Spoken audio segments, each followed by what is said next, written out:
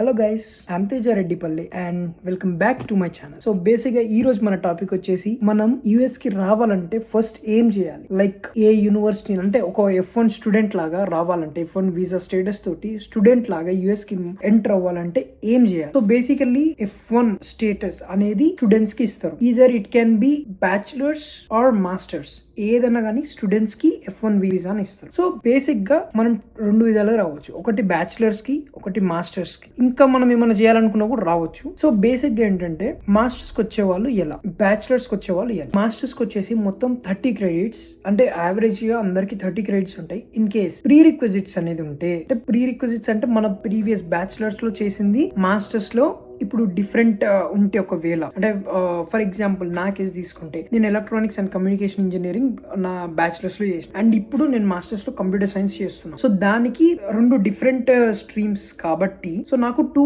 Pre requisites అనేది ఇచ్చారు. 2 pre requisites కాబట్టి నేనేం చేసిన అంటే, నాది బ్యాచులర్స్ అయిపోయినాక లైక్ జాబ్ చేసినండే, జాబ్ నాది సాఫ్ట్వేర్ కి సంబంధించింది కాబట్టి సో నేను ఆ పర్టికులర్ థింగ్ నేను ఇక్కడ మెన్షన్ చేస్తే నాకు ఒక ప్రీ రిక్విజిట్ అనేది తీసేసారు. సో సిమిలర్లీ అంటే టోటల్ వచ్చేసి నాకు 36 క్రెడిట్స్ ఉంటే 33 అయినాయి. సిమిలర్లీ బేసిక్ గా on an average thing, for example computer science and computer science చేయాలని అనుకుంటే నీకు 30 క్రెడిట్స్ అనేది ఉంటాయి అనమాట, ఇది మాస్టర్స్. అండ్ సిమిలర్లీ బ్యాచులర్స్ కి వచ్చేసి 120 క్రెడిట్స్ టు 130 క్రెడిట్స్ అనేది ఉంటుంది. అండ్ బ్యాచులర్స్ వచ్చేసి డిఫరెంట్ అనమాట, లైక్ స్ట్రీమ్, నువ్వు ఏ స్ట్రీమ్ తీసుకోవాలనుకుంటున్నావు, లైక్ ఏఐ, ఎంఎల్, లేదంటే కంప్లీట్లీ సివిల్ ఇంజనీరింగ్, లేదంటే మెకానికల్ ఇంజనీరింగ్, లేదంటే ఎలక్ట్రానిక్స్ సైడ్, ఎలక్ట్రికల్ సైడ్, ఇట్లా కంప్లీట్లీ డిఫరెంట్ ఉంటాయి. అండ్ నర్సింగ్, బయోమెడికల్, లేదంటే నువ్వు ఎన్వైరన్మెంట్ సంబంధించిన కోర్స్ తీసుకోవాలనుకుంటున్నావు. సో ఇట్లా డిఫరెంట్ థింగ్స్ కన్సిడర్ చేసుకొని నీ ఒక క్రెడిట్ హవర్స్ అనేది డిసైడ్ అవుతుంది. Basically for minimum requirement to complete masters is 30 credits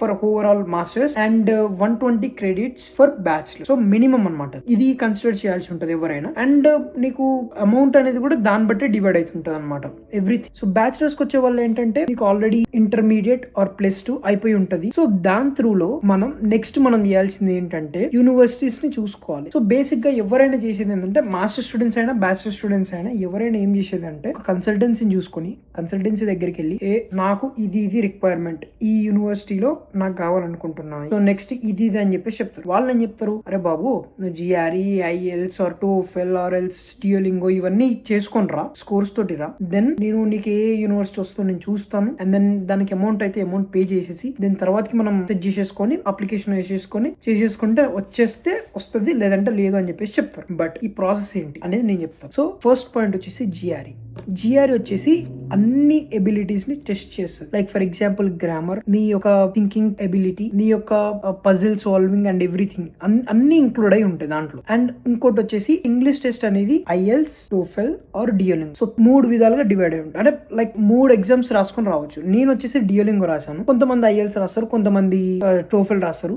US కి వచ్చేసి బేసిక్ ఈ 3 లో ఏది రాసినా okay, but some particular countries కి IELTS మాత్రం యాక్సెప్టబుల్ ఉంటుంది. సో అవి కూడా మనం చూసుకో. అండ్ మోర్ ఓవర్ లైక్ నేను వచ్చేసి Duolingo రాసిన, ఇక్కడ వచ్చేసి నీకు GRE స్కోర్ ఎంత, Duolingo స్కోర్ ఎంత, ఈ రెండు వచ్చినాక మనం పట్టుకోవాలి. అండ్ GRE వచ్చేసి 3.5 hours సంథింగ్ ఉంటుంది, అండ్ Duolingo వచ్చేసి 1.5 hour. అండ్ మనకు నెంబర్ ఆఫ్ అటెంప్ట్స్ కూడా ఉంటాయి, మనం మనీ పే చేస్తుంటాయి. ఫర్ ఎగ్జాంపుల్ Duolingo నా టైంకి వచ్చేసి 4,000 సంథింగ్ ఉండే, ఒకవేళ తక్కువ వచ్చి ఉంటే నెక్స్ట్ ఇంకొక అటెంప్ట్ కూడా మనం తీసుకోవచ్చు, దాంట్లో ఎటువంటి ప్రాబ్లం లేదు. సో ఫస్ట్ మనం అవన్నీ ఎగ్జామ్స్ రాసి మన దగ్గర స్కోర్ ఉంటుంది. స్కోర్ ఉన్నాక then if you are going with consultancy, make sure that you select your colleges. And ఇంకోటి ఏంటంటే, మనమే అంటే చెక్ చేసుకోవచ్చు నీకు వచ్చే స్కోర్ కి నువ్వు ఏ యూనివర్సిటీ అయితే వెళ్ళగలుగుతావు అనేది కూడా మనం చెక్ చేసుకోవచ్చు. సో నేను ఆ లింక్స్ అనేది డిస్క్రిప్షన్ లో మెన్షన్ చేస్తాను, డిస్క్రిప్షన్ లోకి వెళ్ళండి, డైరెక్ట్ మీకు ఏ యూనివర్సిటీ వస్తుంది అనేది మీరు చెక్ చేసుకో. సో అదొక good thing. And more over ఇది అయిపోయింది, ఈ థింగ్ అయిపోయినాక నెక్స్ట్ ఏంటి అంటే, ఏ యూనివర్సిటీస్ వస్తున్నాయి అంటే బేసిక్ గా మనం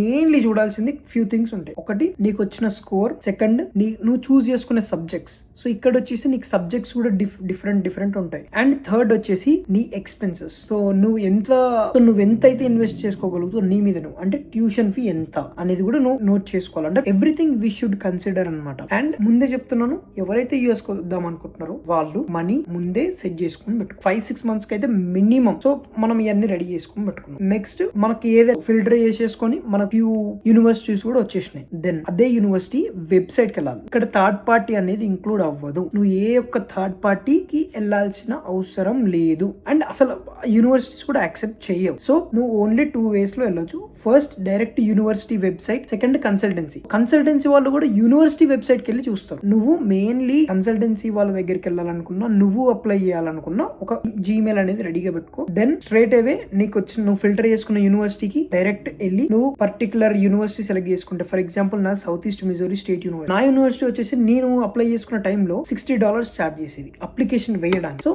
ఆ $60 అనేది డైరెక్ట్ నువ్వు నీ ఫామ్ మొత్తం ఫిల్అప్ చేసినాక నువ్వు డైరెక్ట్ సబ్మిట్ చేసేస్తే అయిపోతుంది.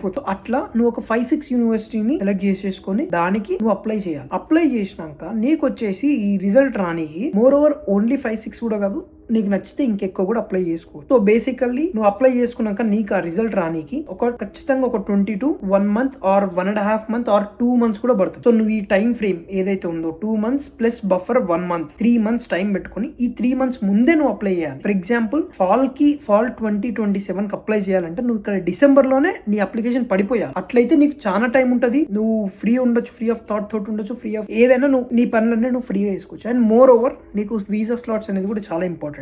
సో నీకు ఆ వీసా స్లాట్లు దొరకాలి. ఇన్ కేస్ వీసా రిజెక్ట్ అయినా కూడా మళ్ళీ నెక్స్ట్ అటెంప్ట్ కి ట్రై చేయొచ్చు. సో అట్లా అవన్నీ నువ్వు సెట్ చేసేసుకోవాలంటే నీకు టైం ఉండాలంటే నువ్వు అప్లికేషన్ ముందే వేసి ఉండాలి. సో అది main important thing. So basically నువ్వు ఫర్ ఎగ్జాంపుల్ ఒక 7 యూనివర్సిటీకి అప్లికేషన్స్ వేసిన, సో నీకు అది రానికి టైం పడుతుంది. బట్ నువ్వు ఫాలో అప్. సో మనకు వచ్చేసి కొన్ని వెబ్సైట్స్ ఉన్నాయి ఏంటంటే నువ్వు ఇండియాలోనే ఉండి online through US phone number కి కాల్ చేయొచ్చు. నేను అది యూజ్ చేశాను, నాకు అంత గుర్తుకు లేదు ఇప్పుడు వెబ్సైట్ ఏంటనేది. బట్ నేను వీడియో అప్లోడ్ చేసే టైం కి ఇన్ కేస్ నాకు గుర్తుంటే నేను ఖచ్చితంగా లింక్ ని కూడా కింద డిస్క్రిప్షన్ లో ప్రొవైడ్ చేస్తాను, చెక్ చేయండి. అండ్ సో నువ్వు వచ్చేసి ఫాలో అప్ చేయాలి. ఎప్పుడు కూడా ఈ గ్యాప్ ఏదైతే ఉందో 1.5 to నెక్స్ట్ 2 months ఏదైతే గ్యాప్ ఉందో ఆ గ్యాప్ లో నువ్వు ఫాలో అప్ చేయాలి. సో నీకు ప్రతి ఒక్క క్రెడెన్షియల్స్ ఉంటాయి. సో ఆ క్రెడెన్షియల్స్ ఓపెన్ చేసి క్రెడెన్షియల్స్ తోటి నువ్వు అప్లికేషన్ ట్రాక్ చేసినాక నెక్స్ట్ ఒకవేళ నీకు లేట్ అవుతుంది అని అనిపిస్తే వాళ్ళకి DSO కి నువ్వు కాల్ చేయొచ్చు. నువ్వు అక్కడికి కాల్ చేసి అడ్మిషన్ బ్లాక్ కి హే నా పేరు ఇది, సో నా ఈమెయిల్ అడ్రస్ ఇది, నా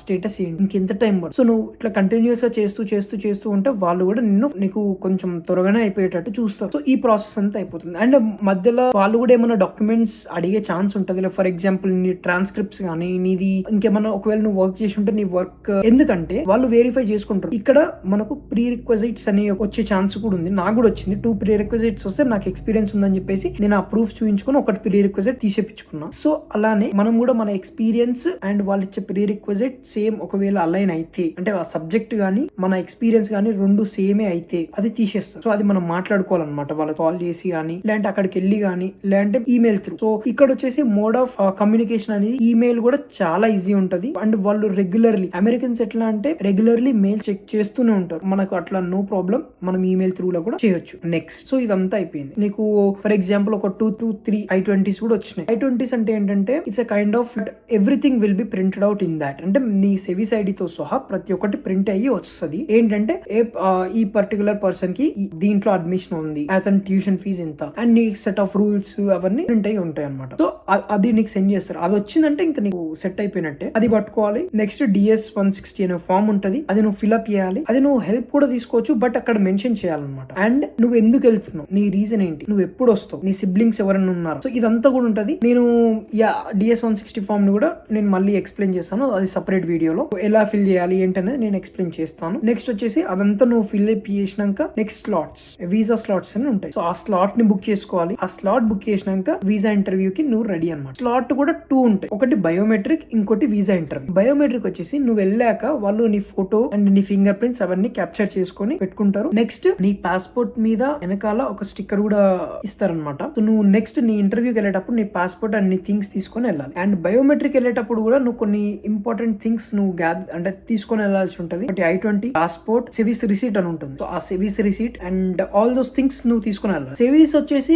నీకు కొంత అమౌంట్ అని ఉంటుంది. సో అది నువ్వు పే చేయాల్సి ఉంటుంది బ్యాంక్ లో. ఆల్ దీస్ థింగ్స్ తీసుకొని నువ్వు బయోమెట్రిక్ వెళ్ళాలి. సో ప్రస్తుతానికైతే ఇన్ దిస్ వీడియో ప్రాసెస్ ఏంటి అనేది చెప్పాలనుకున్నాను. అండ్ కన్సల్టెన్సీ త్రూ వెళ్తే ఏంటంటే ఒక ప్రాఫిట్ వాళ్ళే ఫాలో అప్ చేసేస్తారు, వాళ్ళే అప్లై చేస్తారు. అంటే డిపెండ్స్ ఆన్ కన్సల్టెన్సీ, నువ్వు ఏ కన్సల్టెన్సీలో జాయిన్ అవుతున్నావు అనేది చూసుకొని సో వాళ్ళే నీకు ఫాలో అప్ చేయడం, మొత్తం ఫాలో అప్ చేసి నీకు డీటెయిల్స్ అంటే ఇన్ఫర్మేషన్ ఇవ్వడం అలాంటివి చేస్తుంటారు. అండ్ మోర్ ఓవర్ నువ్వు చూస్ చేసుకునే కన్సల్టెన్సీ అనేది చాలా ఇంపార్టెంట్. ఫర్ ఎగ్జాంపుల్ నేను ఫస్ట్ వెళ్ళిన ఒక కన్సల్టెన్సీ, వాళ్ళు ఇలా చేస్తాం అలా చేస్తాం అని చెప్పారు, కానీ దాంట్లో జాయిన్ అయిన వాళ్ళు చెప్పింది ఏంటంటే బాగుండదు అని చెప్పి. నా కన్సల్టెన్సీ నా కజిన్స్ కానీ వాళ్ళు దాని త్రూలోనే వెళ్ళారు, వాళ్ళు బాగుందని చెప్పారు, 100% బాగుంది, మాకు గుడ్ రిజల్ట్ వచ్చింది దాని త్రూలో అని చెప్పేసి అన్నారు. అండ్ నేను కూడా దానికి వెళ్ళినా, నాకు బాగా చేశారు. దుర్గా అని నెక్స్ట్ అశోక్ అని వీళ్ళిద్దరు నాకు బాగా సపోర్ట్ ఉండే. కన్సల్టెన్సీ పేరు కూడా IAEC దిల్షునార్ లో ఉంటది. నెక్స్ట్ వాళ్ళకి బ్రాంచెస్ కూడా ఉన్నాయి. సో ఇది ఎటువంటి ప్రమోషన్ కాదు, ఏది కాదు, జస్ట్ చెప్పాలనుకున్నాను చెప్తున్నాను. ఎవరైనా కన్సిడర్ చేయాలనుకుంటే IAEC దిల్షునార్ అని కొట్టండి, ఆర్ IAEC కన్సల్టెన్సీస్ దిల్షునార్ అని కొట్టండి, లేదంటే పంజాగుట్ట అని కొట్టండి. సో మీకు డిఫరెంట్ బ్రాంచెస్ కూడా ఉన్నాయి, అవి వస్తాయి. డైరెక్ట్ మీరు వాళ్ళకి కన్సల్ట్ కావచ్చు. సో యా, అదొక ప్రాసెస్, ఇదొక ప్రాసెస్. అండ్ వీసా స్లాట్లు కూడా చూసుకోవాలి మనం ఎప్పుడు రిలీజ్ అవుతున్నాయి ఏంటి అనేది. అండ్ మోర్ ఓవర్ ఇక్కడ వచ్చేసి ఇన్ కేస్ పాస్పోర్ట్ అప్లై చేయడానికి ప్రాసెస్ ఏంటి, ఇదేమన్నా కావాలంటే కూడా నాకు చెప్పండి, నేను సపరేట్ వీడియో చేస్తాను దానికి. అండ్ నెక్స్ట్ వీడియోలో వీసా బయోమెట్రిక్ ఎలా వెళ్ళాలి, నెక్స్ట్ ఇంటర్వ్యూకి ఏంటి ప్రాసెస్, మనకి ఏమేమి డాక్యుమెంట్స్ కావాలి.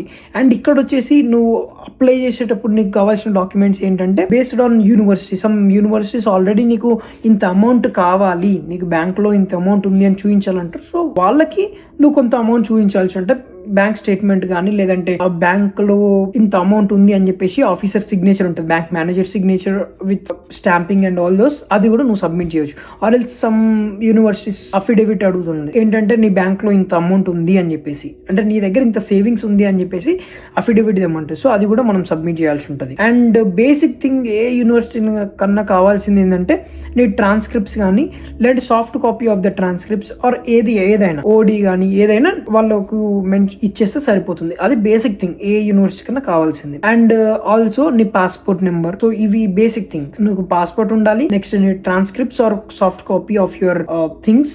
అండ్ ఒకవేళ మీరు బీటెక్ చేసే వాళ్ళు అయితే బీటెక్ ఫైనల్ ఇయర్ లో ఉంటే అది మెన్షన్ చేయాలి. మెన్షన్ చేసి once I'm done with my bachelors are degree I will submit all of my documents అని చెప్పేసి అంటే సరిపోతుంది. సో అదొక thing. Yeah guys, so basically documents కావాలి, పాస్పోర్ట్ కావాలి, అండ్ ఆల్సో ఏమన్నా అఫిడవిట్ కావాలంటే అఫిడవిట్ కావాలి. సో ఇవన్నీ with some amount of money, ఎందుకంటే ఏ యూనివర్సిటీ ఎట్లా అనేది మనకు తెలియదు, ఎంత ఛార్జ్ చేస్తారని. సో అదొకటి, ఇవి ఉంటే సరిపోతుంది అంతే. ఇంకా అంత మించి ఏమీ అవసరం లేదు. మీరు అప్లై చేసేయాలి యూనివర్సిటీకి. వీసా ఇంటర్వ్యూకి ఎట్లా ప్రిపేర్ అవ్వాలి, నెక్స్ట్ వీసా ఇంటర్వ్యూలో ఏమేమి క్వశ్చన్స్ అడిగే ఛాన్స్ ఉంది, అది నన్నేం అడిగారు, నెక్స్ట్ ఏమేమి డాక్యుమెంట్స్ కావాలి వీసా ఇంటర్వ్యూకి, అండ్ బయోమెట్రిక్ ఏం కావాలనేది నెక్స్ట్ వీడియోలో చూస్తాం. Thank you. అండ్ నన్ను ఇలాగే సపోర్ట్ చేయండి గైస్ అందరూ. And please like, share and subscribe to my channel. And next వీడియోలో కలుద్దాం. Thank you. By by.